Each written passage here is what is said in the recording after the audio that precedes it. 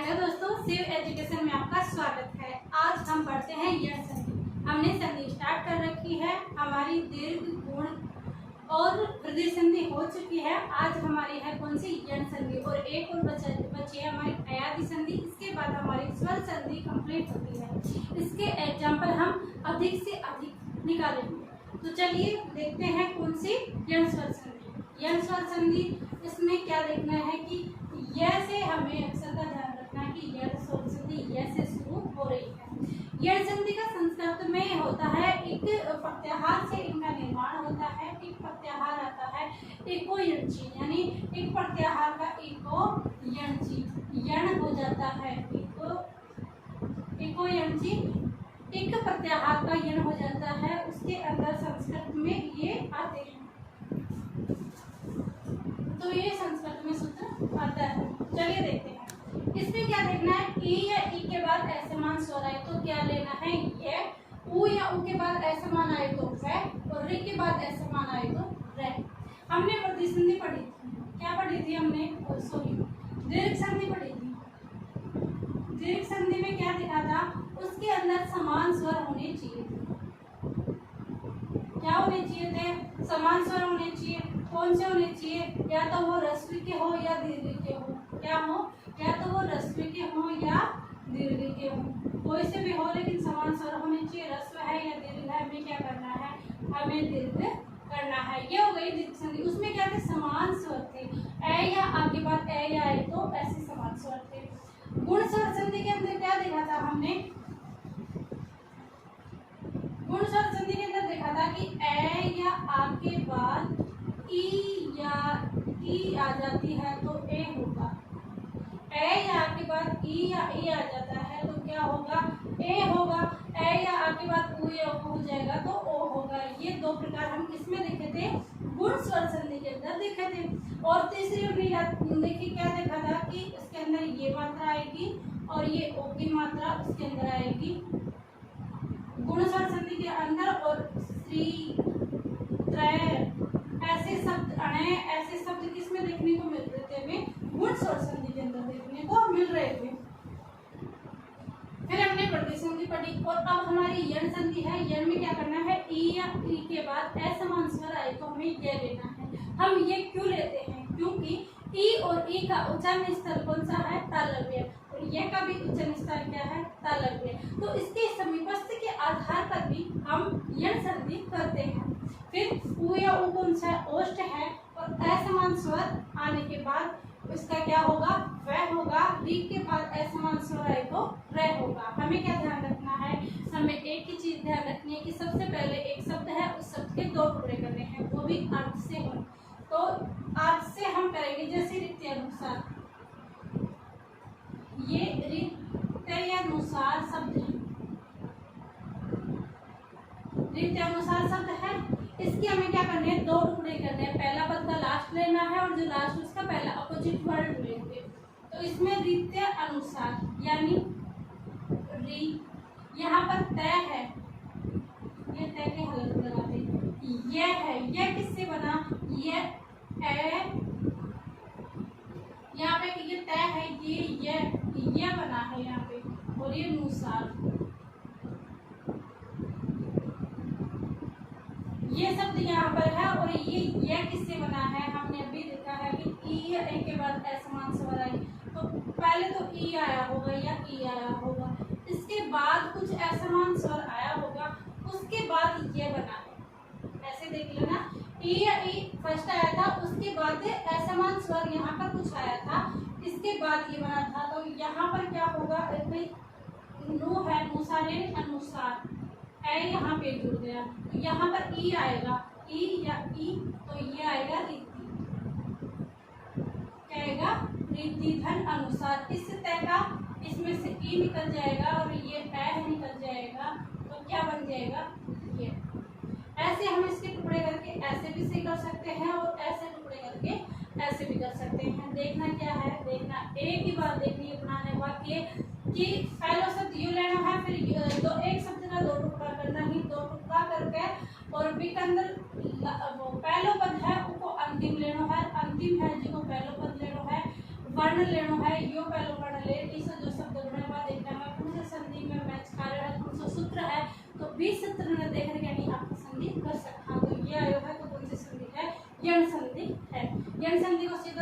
भी आ सकता है कि यह से स्टार्ट हो रही है तो कौन सी संधि है, यह संधि है। तो इसका क्या होगा, रिद्धि धन अनुसार। फिर है जातिक्य, इसमें भी वही करना है, जाति धन, एक की मात्रा अलग रही है, एक के लिए जातिक्य। फिर है मधुवरी, वह है, वह का मतलब ऊ आया होगा, वह का मतलब ऊ आया होगा, तो इसमें होगा मधु धन अरे। यहाँ पर ऊ और यहाँ पर ऐसा मान स्वर हो गए तो कौन सी संधि है, यह संधि है। क्या बनेगा, ऊ और ऐसे वह बनेगा। फिर है साधुचारी, इसका होगा साधु धन औदार्य, साधु धन औदार्य। फिर है व्याकुल, वी धन अकुल, व्याकुल। देख लो हमने वैसे ही संधि विच्छेद करा है, जैसे इसमें वह बच गया क्या, ई धन आ, ये क्या बन गया, औ।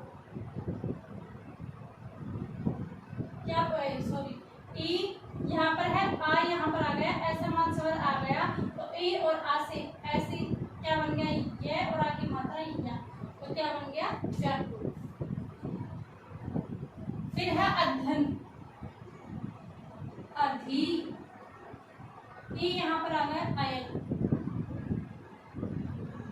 अध्ययन प्रत्याक्षा, प्रति धन आसन, प्रत्यक्ष। यहाँ पर भी ई धन आ है और ई और आ बन के क्या बना, या, यानी ई और ऐसे ये बन रही है, आ की मात्रा है तो या।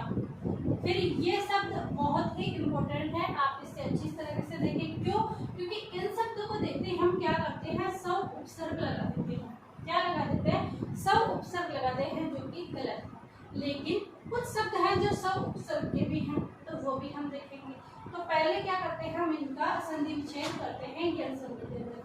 मैं बता रही हूँ आपको, यण संधि बहुत ही इम्पोर्टेंट है उपसर्ग के तरीके से, क्योंकि उपसर्ग और प्रत्यय के अंदर हमारे समझ में नहीं आता, हमें शब्द के टुकड़े नहीं कर पाते और हमारे उपसर्ग और प्रत्यय वाला टॉपिक गलत हो जाता है। इसलिए अगर हम एक संधि वाला टॉपिक करते हैं तो शब्द शुद्धि वाला और उपसर्ग और प्रत्यय, ये तीन टॉपिक एक साथ संधि के साथ तैयार होते हैं, इसलिए संधि को नींव मानते हैं।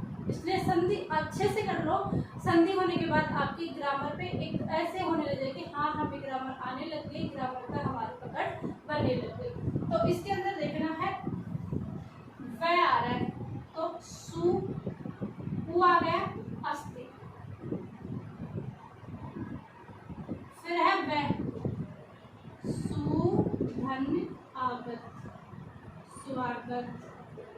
स्वर्ग, सु धन अल। अगर ऐसे भी नहीं आता तो आप इसको पढ़ो एक बार, स्वर्ग स्वर्ग स्वर्ग। अल्प आ रहा है तो अल्प यहाँ पे आएगा, वह किससे बना है, ऊ और ऐसे वह बनाया तो स्वर्ग। स्वदेश, सु धन आदेश,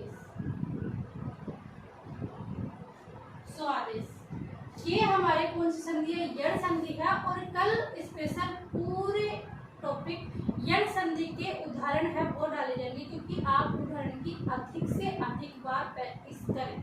मैं आपको बार बार कह रही हूँ, मैं ये नहीं कह रही कि आप मेरी ही क्लास से इनकी प्रैक्टिस करें, नहीं, आपका जहाँ भी मन करे, जो भी सोर्स आपको अच्छा लगे वहाँ से संधि की अधिक से अधिक बार प्रैक्टिस करें, क्योंकि शब्द जाएंगे कहाँ से।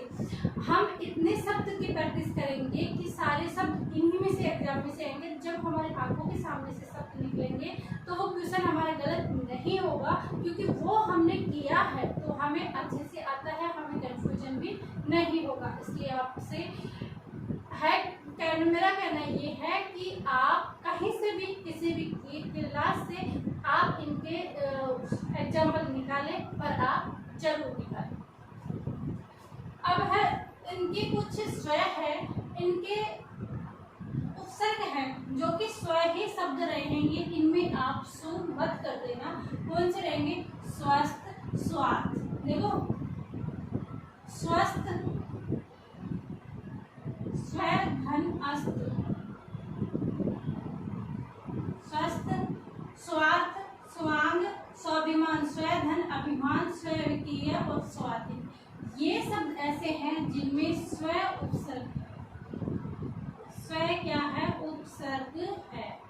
ध्यान रखना, इन शब्दों में स्व उपसर्ग है, बल्कि सुधन अस्ति, सुधन आगत और सुधन अल्प, इन शब्दों के अंदर स्व नहीं होगा, इनके अंदर सु होगा, बल्कि ये सारे शब्द हैं इनके अंदर स्व उपसर्ग होगा। ये आपके उपसर्ग के तरीके से भी है और आप इन्हें यण संधि में देख सकते हैं कैसे हमें करना है। यण संधि का सूत्र हमने देख लिया। ई या ई के बाद ए समान स्वर आए तो ये, उ या उ के बाद ए समान स्वर आए तो वे, री के बाद ए समान स्वर आए तो रे। आज की ये क्लास आपको कैसी लगी? आप हमें कमेंट करके जरूर बताएं। आप सभी को धन्यवाद।